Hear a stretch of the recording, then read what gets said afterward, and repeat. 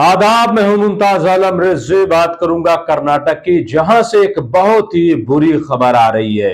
बुरी खबर यह आ रही है कि वहां फिर एक बार मॉब लिंचिंग की गई है। एक नौजवान का कत्ल किया गया है और कत्ल किया गया है गौ रक्षा के नाम पर। जी हां, मैं बात कर रहा हूं सतनूर गांव, रामानगर, बेंगलोर की। वहां से यह खबर आई है कि इदरीस पाशा नाम के एक शख्स को, जो कि जानवरों का ताजिर था, उसको पीट पीट कर मार दिया गया। हालांकि वो बताता रहा लोगों से कि मैं बाजार से आया हूं, जानवरों की बाजार से आया हूं, ये जो जानवर है मेरे पास, ये जानवर खरीदे हुए हैं, सारे पेपर दिखाता रहा।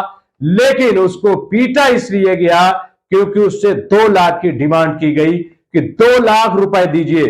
और जब इदरीस पाशा ने 2 लाख रुपए देने से इनकार कर दिया तो उसको पीट पीट कर मार डाला गया। जी हां, और यह सिर्फ नाम निहाद गौ रक्षा के नाम पर किया गया, गाय की हिफाजत के नाम पर यह किया गया है। और इसको अंजाम दिया है पुनीत नाम के शख्स ने, जो कि काउ प्रोटेक्शन फोर्स नाम की एक एनजीओ चलाता है और खुद को लीडर कहता है। और उसने ये कारनामा अंजाम दिया है। जाहिर है कि इस वक्त कर्नाटक में इलेक्शन का माहौल है।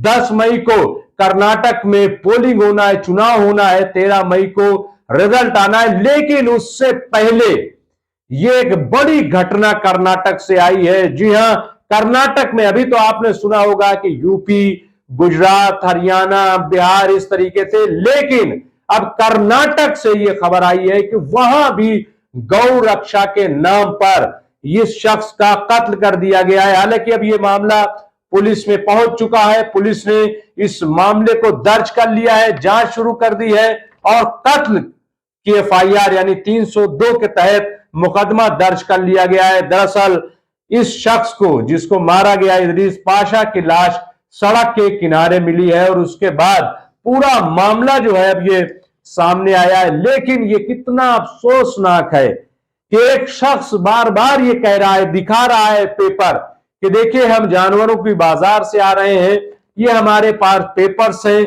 हमने कोई जानवरों की स्मगलिंग नहीं की, हम गाय का बिल्कुल सौदा नहीं कर रहे हैं, गाय की हत्या बिल्कुल नहीं कर रहे। यानी सब कुछ जो वो कह सकता है वो उसने कहा। लेकिन इसके बावजूद इदरीस पाशा का कत्ल कर दिया जाता है और ये कत्ल करता है पुनीत। जी हां, पुनीत ने ये कत्ल कर दिया है। अब देखना यह है कि इस मामले में होता क्या है, क्योंकि जब हम हरियाणा की बात करते हैं, राजस्थान की बात करते हैं, जब हम नासिर और जुनैद की बात करते हैं, तो यहां तो मामला उल्टा ही नजर आता है।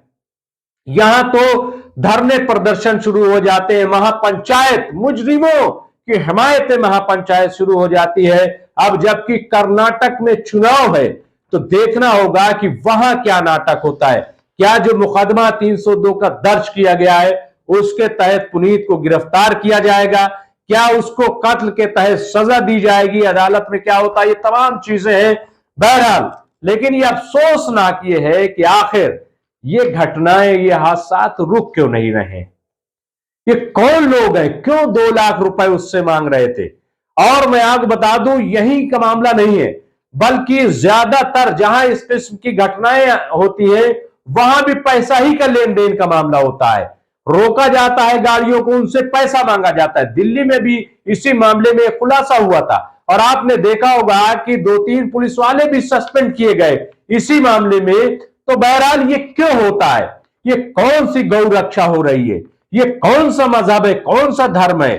क्या ये हिंदुत्व यही है? क्या नया भारत यही है? क्या इस पर रोक लगाने के लिए आरएसएस को नहीं बोलना चाहिए?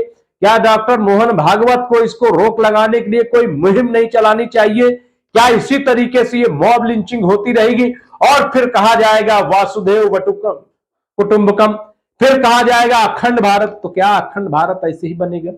ये एक बड़ा सवाल है। बहरहाल, ये एक बुरी खबर कर्नाटक से आई है कि कर्नाटक में इदरीस पाशा नाम के एक शख्स को मार दिया गया और उससे 2 लाख की डिमांड की जा रही थी और मारा गया गौ रक्षा के नाम पे।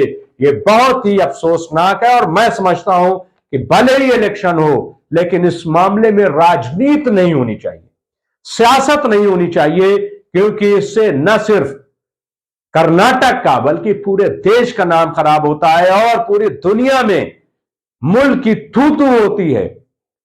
हर रोज कोई ना कोई ऐसी घटनाएं सामने आती हैं। वैसे ही अभी आप देख रहे हैं कि बंगाल हो, गुजरात हो, बिहार हो, हैदराबाद हो, महाराष्ट्र हो, इन तमाम मकामात पर आग लगी हुई है, हिंसा भड़काई जा रही है, पथराव चलाए किए जा रहे हैं। ये सब हो क्या रहा है कि बड़ा सवाल है।